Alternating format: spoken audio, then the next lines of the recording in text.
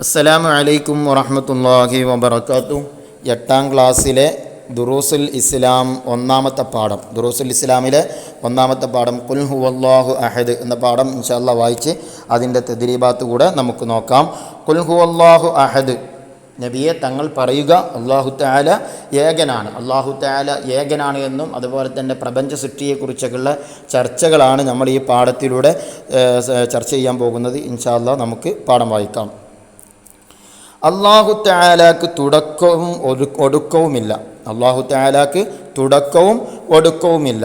അവൻ്റെ വുജൂദ് വാജിബാണ്. അള്ളാഹുവിൻ്റെ വുജൂദ്, അല്ലാഹു തആല ഉണ്ടാവുക എന്നത് എന്താണ്?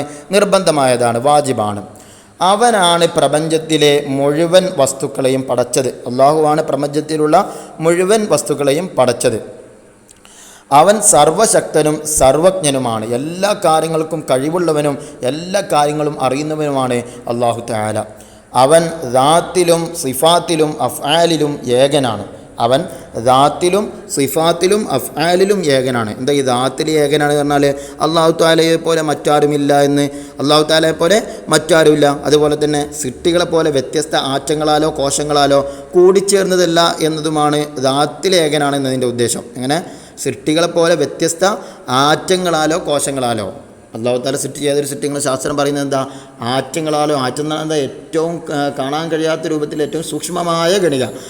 അങ്ങനെയുള്ള ആറ്റങ്ങളാലോ അതല്ലെങ്കിൽ കോശങ്ങളാലോ കൂടിച്ചേർന്നതല്ല എന്നതുമാണ് ഏതുകൊണ്ടുള്ള ഉദ്ദേശം? ദാത്തിൽ ഏകനാണ് എന്നതുകൊണ്ടുള്ള ഉദ്ദേശം. അപ്പോൾ അള്ളാഹുവിനോട് ദാത്തിൽ യോജിക്കുന്ന ഒരാളും തന്നെ ഇല്ല. അല്ലാഹു തആല ദാത്തിൽ എന്താണ്? ഏകനാണ്. ദാത്തിലും അതുപോലെ തന്നെ സിഫാത്തിലും അവൻ ഏകനാണ്. എന്താ സിഫാത്തിൽ ഏകനാണ് എന്ന് പറഞ്ഞാൽ അല്ലാഹു തആലയുടെ സിഫാത്തിനോട് സമാനമായ സിഫത്ത് ആർക്കും തന്നെ ഇല്ല. അള്ളാഹുവിൻ്റെ സിഫത്തിനോട് സമാനമായ സിഫത്ത് ആർക്കും തന്നെ ഇല്ല എന്നതാണ് സിഫാത്തിൽ ഏകനാണ് എന്നതിൻ്റെ ഉദ്ദേശം. അല്ലാഹു തആലക്ക് ഒരുപാട് സിഫത്തുണ്ടല്ലോ. ആ സിഫത്തിനോട് യോജിച്ച ആ സിഫത്തുകളോട് സമാനമായ സിഫത്ത് ഒരാൾക്കും തന്നെ ഇല്ല. അതാണ് ഏതുകൊണ്ടുള്ള ഉദ്ദേശം? സിഫാത്തിൽ അല്ലാഹു തആല ഏകനാണ് എന്നതുകൊണ്ടുള്ള ഉദ്ദേശം. ഇനി അഫ്ആലിലും ഏകനാണ്. അഫ്ആലിൽ അല്ലാഹു തആല ഏകനാണ് എന്നെന്താ? അല്ലാഹു തആലയുടെ പ്രവർത്തനങ്ങളോട് തുല്യമായ പ്രവർത്തനം മറ്റാർക്കുമില്ല എന്നതാണ് പ്രവർത്തനങ്ങളിൽ ഏകനാണ് എന്നതിൻ്റെ ഉദ്ദേശം. അല്ലാഹു തആലയുടെ പ്രവർത്തനം പോലെ ചെയ്യാൻ സൃഷ്ടികൾക്ക് വഴിയോ മറ്റാർക്കെങ്കിലും കഴിയോ? ഇല്ല. അപ്പോൾ അതാണ് അല്ലാഹു തആലയുടെ പ്രവർത്തനങ്ങളിലും അല്ലാഹു തആലൻ്റെ അഫ്ആലിലും അവൻ ഏകനാണ് എന്ന് പറഞ്ഞത്. ഇനി അവൻ ആരെയും ആശ്രയിക്കുന്നില്ല. അല്ലാഹു തആല ആരെയും എന്ത് ചെയ്യുന്നില്ല? ആശ്രയിക്കുന്നില്ല. ഒരു കാര്യം ചെയ്യുന്നതിനോ ഒരു കാര്യം പ്രവർത്തിക്കുന്നതിനോ ഒരു കാര്യം അവൻ ഉദ്ദേശിച്ചിട്ടുണ്ടെങ്കിൽ അത് നടപ്പിലാക്കുന്നതിനോ അവൻ ആരെയും എന്ത് ചെയ്യുന്നില്ല? ആശ്രയിക്കുന്നില്ല. സദാസമയവും എല്ലാ സൃഷ്ടികളും അവനെ ആശ്രയിക്കുന്നു. എന്നാൽ സൃഷ്ടികളുടെ അവസ്ഥ എന്താ? അവനെ ആശ്രയിക്കണം. എന്താവശ്യമുണ്ടെങ്കിലും അള്ളാഹുവിനോട് ചോദിക്കണം. അതാ പറഞ്ഞത്, സദാസമയവും എല്ലാ സമയവും സൃഷ്ടികൾ എന്ത് ചെയ്യുന്നു? അവനെ ആശ്രയിക്കുന്നു. അവൻ ജാതനോ ജനകനോ അല്ല. അവൻ ജാതനോ ജനകനോ അല്ല. ജാതൻ എന്ന് പറഞ്ഞതാ കുട്ടി. അവൻ ആരുടെയും കുട്ടിയല്ല. അവൻ ജനകനോ അല്ല എന്നാൽ അവൻ ആരുടെയും പിതാവുമല്ല. പിതാവല്ല. ജനകനോ അല്ല എന്നാൽ അവൻ ആരുടെയും പിതാവുമല്ല. അവനെപ്പോലെ ഒന്നുമില്ല, ആരുമില്ല. അവനെപ്പോലെ ഒരു വസ്തുവും ഇല്ല, ആരും തന്നെയില്ല അള്ളാഹുവിനെ പോലെ. ഇനി ഏതെങ്കിലും വസ്തുവിനെയോ ജീവിയെയോ വ്യക്തിയെയോ ഇലാഹിൻ്റെ പൂർണ്ണാവതാരമായോ അംശാവതാരമായോ പുത്രനായോ പുത്രിയായോ വിശ്വസിക്കുന്നത് ശരിയല്ല. അതെല്ലാം കുഫറും ശിർക്കുമാണ്. എന്താ പറഞ്ഞത്? ഏതെങ്കിലും ഒരു വസ്തു അല്ലെങ്കിൽ ഒരു ജീവി അല്ലെങ്കിൽ ഒരു വ്യക്തി, ഏതെങ്കിലും ഒരു വസ്തുവിനെയോ ജീവിയെയോ വ്യക്തിയെയോ ഇലാഹിൻ്റെ പൂർണ്ണാവതാരമായോ എന്ന് പറഞ്ഞാൽ ഇവിടെ ജനിച്ചു വളർന്ന് അവൻ ഇലാഹാണെന്ന് വിശ്വസിക്കുക, അവൻ ദൈവമാണ് എന്നെന്ത് ചെയ്യുക? വിശ്വസിക്കുക. അതല്ലെങ്കിൽ അംശാവതാരമായോ എന്നാൽ അവൻ ഇലാഹല്ല, പിന്നെന്താ? ദൈവാവതാരമാണ്. ഇലാഹിൻ്റെ പ്രത്യേകത ഇലാഹിൻ്റെ സവിശേഷതകളുള്ള അല്ലെങ്കിൽ ഇലാഹിൻ്റെ ഗുണങ്ങളുള്ള, ഇലാഹിൻ്റെ പ്രത്യേകതകളുള്ള, ഇലാഹിൻ്റെ സിഫത്തുകളുള്ള ഒരാളാണ്, ഒരു വ്യക്തിയാണ് അല്ലെങ്കിൽ ഒരു വസ്തുവാണ് അല്ലെങ്കിൽ ഒരു ജീവിയാണ് എന്ന് വിശ്വസിക്കുകയോ ഇലാഹിൻ്റെ പുത്രനായോ പുത്രിയായോ വിശ്വസിക്കുന്നത് ശരിയല്ല. ചുരുക്കി പറഞ്ഞാൽ ഏതെങ്കിലും വസ്തുവിനെയോ ജീവിയെയോ വ്യക്തിയെയോ ഇലാഹിൻ്റെ ഇവിടെ ജീവിച്ചു വളർന്ന ഒരു ദൈവം തന്നെയാണ്, ഒരു ഇലാഹ് തന്നെയാണ് എന്ന് വിശ്വസിക്കുകയോ അല്ലെങ്കിൽ ദൈവാവതാരമാണ്, ദൈവത്തിൻ്റെ ഗുണങ്ങളുള്ള ഒരാളാണ് എന്ന് വിശ്വസിക്കുകയോ അല്ലെങ്കിൽ പുത്രനായോ പുത്രിയായോ വിശ്വസിക്കുന്നത് ശരിയല്ല. അതെല്ലാം കുഫറും ശിർക്കുമാണ്. എന്താ ഈ ശിർക്ക് എന്ന് പറഞ്ഞാൽ? ആരാധനക്ക് അർഹതയുണ്ടെന്നോ അല്ലാഹു തആലയുടെ ഏതെങ്കിലും സിഫത്തിലോ പ്രവർത്തനത്തിലോ തുല്യനാണെന്ന് വിശ്വസിക്കലാണ് എന്ത് ശിർക്ക് എന്ന് പറഞ്ഞാൽ. ആരാധനക്ക് അർഹനാണ് ഒരു വ്യക്തി, അതല്ലെങ്കിൽ ഒരു വസ്തു, അതല്ലെങ്കിൽ ഒരു ജീവി, അത് ആരാധനക്ക് അർഹനാണ്, അതിനെ ആരാധിക്കപ്പെടാൻ അത് അർഹനാണ് എന്ന വിശ്വാസമോ, അതല്ലെങ്കിൽ അല്ലാഹു തആലയുടെ സിഫത്തിൽ ഏതെങ്കിലും സിഫത്തിലോ പ്രവർത്തനത്തിൽ തുല്യനാണെന്ന് വിശ്വസിക്കുക. ഒരു വ്യക്തി അല്ലെങ്കിൽ ഒരു വസ്തു അല്ലെങ്കിൽ ഒരു ജീവി, ഈ സംഗതികളെ ഒന്നുകിൽ ആരാധനക്ക് അർഹനാണെന്ന് വിശ്വസിക്കുക, അതല്ലെങ്കിൽ അല്ലാഹു തആലയോട് ഏതെങ്കിലും സിഫത്തിലോ പ്രവർത്തനത്തിലോ തുല്യനാണെന്നോ വിശ്വസിക്കുക. നമ്മൾ ഈ പറഞ്ഞ ഈ വ്യക്തിയോ വസ്തുവോ ജീവിയോ ഏതെങ്കിലും ഒന്ന് അള്ളാഹുവിൻ്റെ സിഫത്തിനോട്, അള്ളാഹുവിൻ്റെ സിഫത്തുകളിലോ അതല്ലെങ്കിൽ പ്രവർത്തനത്തിലോ തുല്യനാണ് എന്ന് വിശ്വസിക്കുക. ഇതാണ് എന്തെന്ന് പറഞ്ഞാൽ ശിർക്ക് എന്ന് പറഞ്ഞാൽ. വഇദ് ഖാല ലുഖ്മാനു ലിബ്നിഹി വഹുവ യഇദുഹു യാ ബുനയ്യ ലാ തുശ്രിക് ബില്ലാഹി ഇന്ന ശിർക ലദുൽമുൻ അദീം. സൂറത്തുൽ ലുഖ്മാനിൽ പറയാണ്, ലുഖ്മാൻ റളിയല്ലാഹു അൻഹു മകനെ ഉപദേശിച്ചുകൊണ്ട് പറഞ്ഞു, മോനെ, അള്ളാഹുവിൽ പങ്കു ചേർക്കരുത്, അള്ളാഹുവിൽ എന്ത് ചെയ്യരുത്, പങ്കു ചേർക്കരുത്. നിശ്ചയം ശിർക്ക് വലിയ അക്രമം തന്നെയാണ്. അള്ളാഹുവിൽ പങ്കു ചേർക്കുക എന്ന് പറയുന്നത് എന്താണ്, വലിയ അക്രമം തന്നെയാണ്. ശിർക്കല്ലാത്ത എല്ലാ തെറ്റുകളും എന്ത് ചെയ്യും, അള്ളാഹു തആല പുറത്തു തരും. ശിർക്ക് അള്ളാഹു തആല എന്ത് ചെയ്തില്ല, പുറത്തു തരികയില്ല. ഒന്നിലധികം ഇലാഹ് ഉണ്ടായാൽ എന്താണ് കുഴപ്പം? ജുനൈദ് ചോദിച്ചു. എന്താണ് ഒന്നിലധികം ഇലാഹ് ഉണ്ടായാൽ എന്താണ് കുഴപ്പം? ജുനൈദ് ചോദിച്ചു. 2 ഇലാഹുണ്ടെന്ന് സങ്കല്പിക്കുക, എന്നാൽ ഒരു ഇലാഹിന് അപരനെ അതിജയിക്കാൻ സാധിക്കുമോ? ഒരു ഇലാഹിന് അപരനെ മറ്റേ ഇലാഹിനെ അതിജയിക്കാൻ സാധിക്കുമോ? അതെ എന്നാണ് ഉത്തരമെങ്കിൽ അതിജയിക്കാൻ സാധിക്കും. ഒരു ഇലാഹിന് മറ്റേ ഇലാഹിനേക്കാൾ മറികടക്കാൻ സാധിക്കുമെന്നാണെങ്കിൽ തോൽക്കുന്നവൻ ഇലാഹാകാൻ പറ്റില്ലല്ലോ. ഒരാൾ അതിജയിക്കുന്ന സമയത്ത് മറ്റൊരാൾ തോറ്റു പോകണില്ലേ? അപ്പോൾ തോൽക്കുന്നവനാകാൻ പറ്റൂല, ഇലാഹാകാൻ പറ്റൂല. ഇല്ല എന്നാണ് മറുപടിയെങ്കിൽ, അതിജയിക്കാൻ കഴിയില്ല എന്നാണ് മറുപടിയെങ്കിൽ, എല്ലാറ്റിനെയും അതിജയിക്കാൻ കഴിയാത്തവൻ എങ്ങനെ ഇലാഹാകും? അവൻക്ക് അതിജയിക്കാൻ കഴിയില്ലല്ലോ. അവർ മറ്റേ ഇലാടുത്ത തീരുമാനത്തിൽ ഇവൻക്ക് അതിജയിക്കാൻ കഴിയില്ലെങ്കിൽ എല്ലാ കാര്യങ്ങളെയും അതിജയിക്കാൻ കഴിയുന്നവനല്ലേ ഇലാഹാകേണ്ടത്.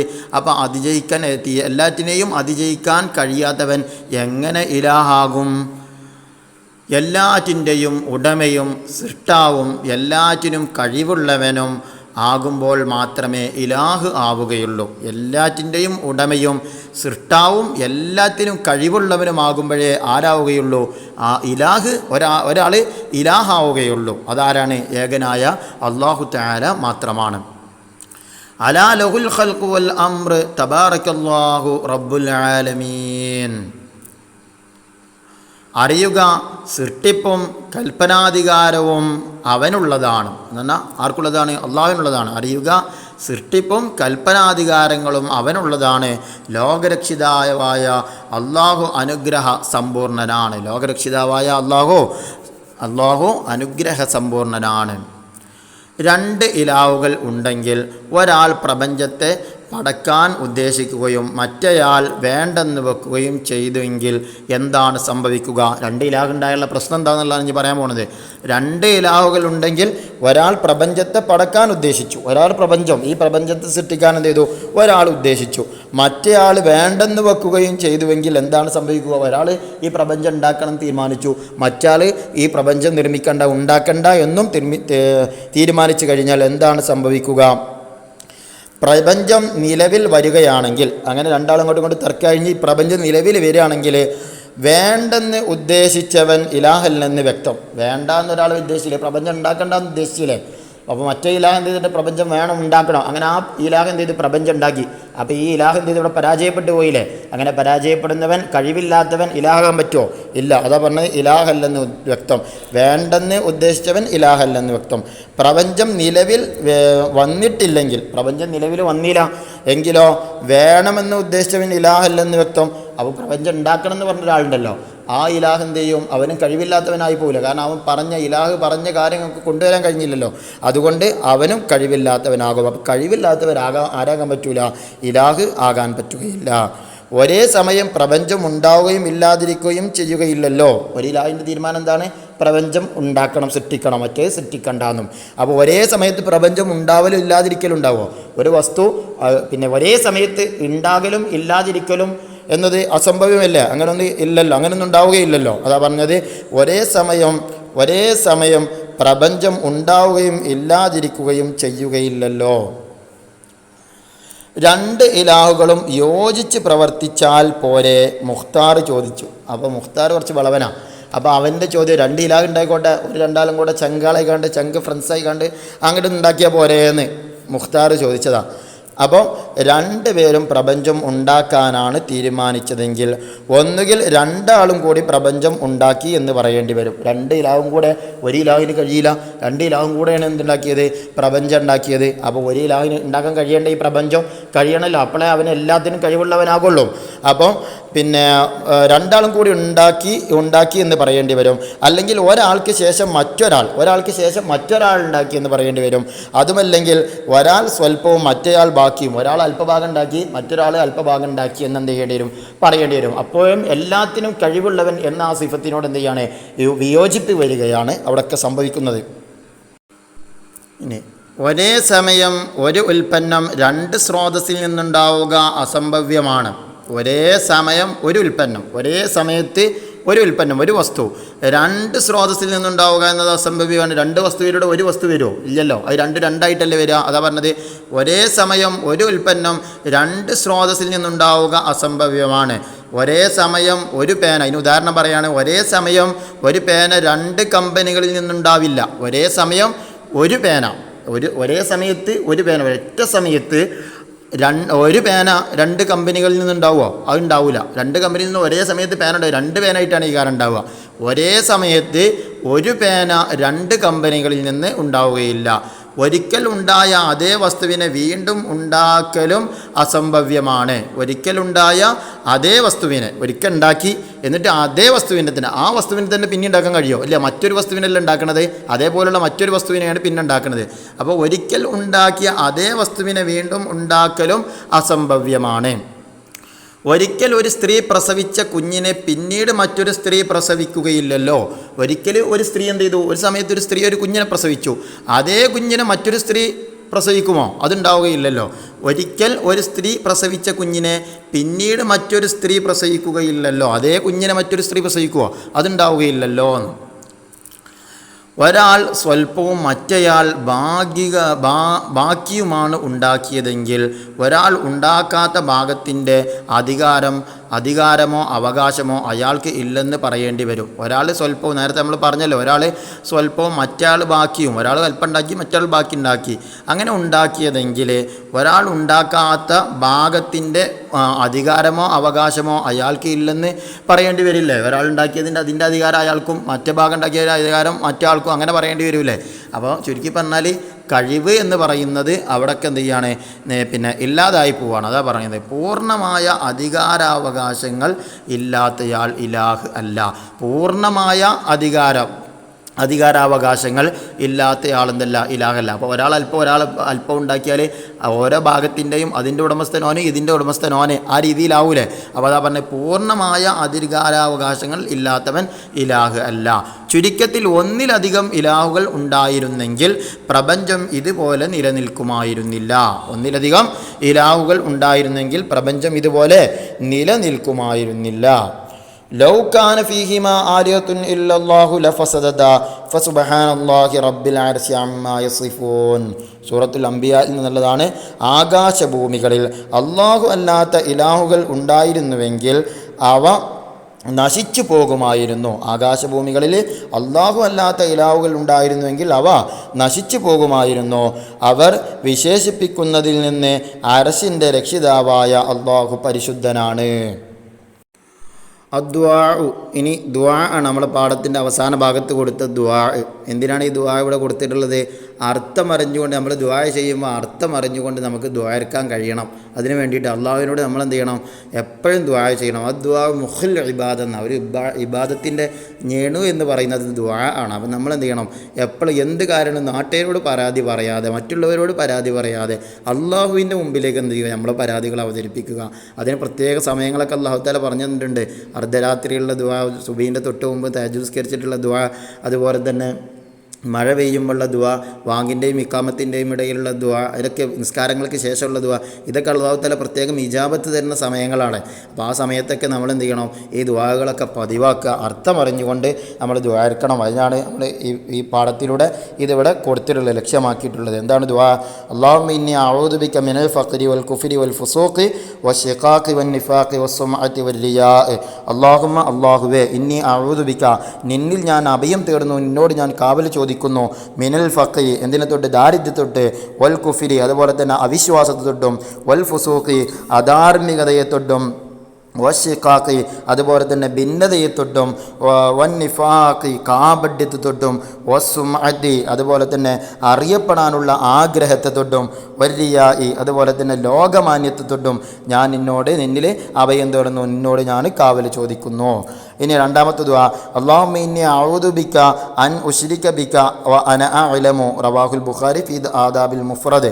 അല്ലാഹുമ്മ ഇന്നി, അല്ലാഹുവേ, അറിഞ്ഞുകൊണ്ട് നിന്നോട് ശിർക്ക് ചെയ്യുന്നതിൽ നിന്ന് നിന്നോട് ഞാൻ കാവൽ ചോദിക്കുന്നു. അല്ലാഹുവേ, അറിഞ്ഞുകൊണ്ട് നിന്നോട് ശിർക്ക് ചെയ്യുന്നതിൽ നിന്ന് നിന്നോട് ഞാൻ കാവൽ ചോദിക്കുന്നു.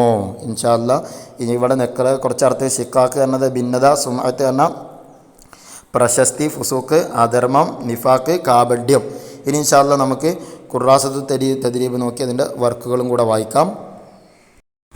ഖുറാസത്തു തദ്രീബിലെ ഒന്നാമത്തെ പാഠം ഖുൽ ഹുവല്ലാഹു അഹദ്, അതിൻ്റെ തദ്രീബാത്തിൽ ആണ് നമ്മൾ നോക്കുന്നത്. ഒന്നാമത്തെ നക്തക്ഷിഫു മിനൽ ഖുർആനി വ നഖ്റ, താഴെ പറയുന്ന ആയത്തുകൾ കണ്ടെത്തി പാരായണം ചെയ്യുക എന്നുള്ളതാണ്. ഒന്ന് സൂറത്തുൽ ലുഖ്മാനിലെ 13-ാമത്തെ ആയത്ത്, പിന്നെ സൂറത്തുൽ അറാഫിലെ 54-ാമത്തെ ആയത്ത്, പിന്നെ സൂറത്തുൽ അംബിയായിലെ 22-ാമത്തെ ആയത്ത്. ഈ ആയത്തുകളൊക്കെ കണ്ടെത്തി പാരായണം ചെയ്യുക എന്നതാണ് ഇവിടെ കൊടുത്തിട്ടുള്ളത്. ഇനി രണ്ടാമത്തെ നഖ്റ വ നക്തുബ്, വായിച്ച് എഴുതാനാണ്. വായിക്കുകയും ചെയ്യുക, അതേ രൂപത്തിൽ അത് എഴുതും ചെയ്യുക എന്നാണ് ചെയ്യാനുള്ളത്. ഒന്ന്, അല്ലാഹു തആലാക്ക് തുടക്കവും ഒടുക്കവുമില്ല. അല്ലാഹു തആലാക്ക് തുടക്കവും ഒടുക്കവുമില്ല. അത് അതേ രൂപത്തിൽ എന്ത് ചെയ്യുക? എഴുതുക എന്നുള്ളതാണ് ചെയ്യേണ്ടത്. രണ്ടാമത്തവും അതേ രൂപത്തിൽ തന്നെ അല്ലാഹു തആലയുടെ വുജൂദ് അനിവാര്യമാണ്. അത് വായിച്ചിട്ട് അതേ രൂപത്തിൽ അതിൻ്റെ അടിയിലുള്ള വരിയിലേക്ക് എഴുതി കൊടുക്കുക. അങ്ങനെ 6 വരെ ആ രൂപത്തിൽ തന്നെയാണ് ചെയ്യേണ്ടത്. ഇനി മൂന്നാമത് നുജീബ്, ഉത്തരം എഴുതാനാണ്. അല്ലാഹു തആലയെ ആശ്രയിക്കുന്നു ആര്, എപ്പോൾ? ആൻസർ, എല്ലാ സൃഷ്ടികളും സദാസമയത്തും. എല്ലാ സൃഷ്ടികളും അള്ളാഹുവിനെ ആശ്രയിക്കുന്നുണ്ട് സദാസമയത്തും. എല്ലാ സമയത്തും എല്ലാ സൃഷ്ടികളും അവനെ ആശ്രയിക്കുന്നുണ്ട്. 2, ഒന്നിലധികം ഇലാഹുണ്ടായാൽ എന്ത് സംഭവിക്കും? ആൻസർ, അള്ളാഹു പരിശുദ്ധ ഖുർആനിൽ പറയുന്നു, ആകാശഭൂമികളിൽ അള്ളാഹു അല്ലാത്ത ഇലാഹുകൾ ഉണ്ടായാൽ അവ നശിച്ചു പോകുമായിരുന്നു. 2 ഇലാഹുകൾ ഉണ്ടെങ്കിൽ ഒരാൾ പ്രപഞ്ചത്തെ പടക്കാൻ ഉദ്ദേശിക്കുകയും മറ്റേയാൾ വേണ്ടെന്ന് വെക്കുകയും ചെയ്തു. ഇനി പ്രപഞ്ചം നിലവിൽ വരികയാണെങ്കിൽ വേണ്ടെന്ന് ഉദ്ദേശിച്ചവൻ ഇലാഹല്ലെന്ന് വ്യക്തം. പ്രപഞ്ചം നിലവിൽ വന്നിട്ടില്ലെങ്കിൽ വേണമെന്ന് ഉദ്ദേശിച്ചവൻ ഇലാഹല്ലെന്ന് വ്യക്തം. ഇനി മൂന്നാമത്തേത്, അല്ലാഹു തആല ഏകനാണെന്നതിന് നാം കാണുന്ന 2 ദൃഷ്ടാന്തങ്ങൾ എഴുതുക. ഒന്ന് 2 ദൃഷ്ടാന്തങ്ങൾ, ഒന്ന് ആകാശം, മറ്റൊന്ന് ഭൂമി. ഇനി തഖ്സീസ്, ഒന്ന് ഏക ഇലാഹും പ്രപഞ്ചവും എന്ന വിഷയത്തിൽ കുറിപ്പ് തയ്യാറാക്കുക. എല്ലാറ്റിൻ്റെയും ഉടമയും സൃഷ്ടാവും എല്ലാറ്റിനും കഴിവുള്ളവനുമാകുമ്പോൾ മാത്രമേ ഇലാഹ് ആവുകയുള്ളൂ. പ്രപഞ്ചം പടച്ചത് ഏക ഇലാഹായ അല്ലാഹുവാണ്. പ്രപഞ്ചത്തിൻ്റെ നിർമ്മാണത്തിൽ ഒന്നിലേറെ ശക്തികൾ പങ്കുണ്ടായിരുന്നു എങ്കിൽ ഒരാൾ പ്രപഞ്ചത്തെ പടക്കാൻ ഉദ്ദേശിക്കുകയും മറ്റൊരാൾ വേണ്ടെന്ന് വെക്കുകയും ചെയ്തു എന്ന് കരുതുക. പ്രപഞ്ചം നിലവിൽ വരികയാണെങ്കിൽ വേണ്ടെന്ന് ഉദ്ദേശിച്ചവൻ ഇലാഹല്ലെന്ന് പറയേണ്ടി വരും. കാരണം അവൻ അശക്തനാവുകയും കാരണം അവനെന്ത് ചെയ്യും? അശക്തനാകും. ഇലാഹ് അശക്തനാകാൻ പറ്റുകയില്ല. ഇനി പ്രപഞ്ചം നിലവിൽ വന്നിട്ടില്ലെങ്കിൽ വേണമെന്ന് ഉദ്ദേശിച്ചവൻ ഇലാഹ് അല്ലെന്ന് പറയേണ്ടി വരും. കാരണം അവനെന്ത് ചെയ്യും? അശക്തനാകും. ഇലാഹ് അശക്തനാകാൻ പറ്റുകയില്ല. ചുരുക്കത്തിൽ ഒന്നിലധികം ഇലാഹുകൾ ഉണ്ടായിരുന്നുവെങ്കിൽ പ്രപഞ്ചം ഇതുപോലെ നിലനിൽക്കുമായിരുന്നില്ല. ഇതോടെ തദ്രീബാത്ത് കഴിഞ്ഞു. അസ്സലാമു അലൈക്കും വറഹ്മത്തുള്ളാഹി വബറകാതുഹു.